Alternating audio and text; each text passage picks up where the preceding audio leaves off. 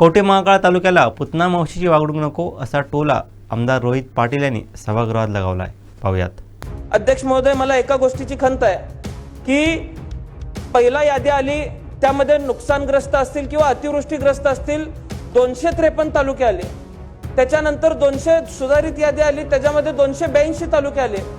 त्याच्यामध्ये रायगड असेल, अमरावती असेल, जळगाव असेल. आता हे जिल्हे काय पुढाऱ्यांचे जिल्हे आहेत म्हणून इथं तालुके समाविष्ट केले गेले का? माझ्या जिल्ह्यामध्ये तासगाव, कवठे महांकाळ, जत असेल किंवा मिरज असेल, 13 मे पासून आमच्याकडे अध्यक्ष महोदय पाऊस चालू आहे. पिकांचं नुकसान आहे. नुकसान आमचं तेवढंच झालेलं आहे. राज्यातली परिस्थिती आणि आमच्याकडची परिस्थिती फार वेगळी आहे किंवा शेतकऱ्याची परिस्थिती आहे फार वेगळी आहे, असं काही परिस्थिती नाही. पण तरी सुद्धा फक्त राजकारणाच्या हेतू परस्पर आमचे तालुके वगळले गेले का, हा सवाल माझा राज्य शासनाला अध्यक्ष महोदय आहे.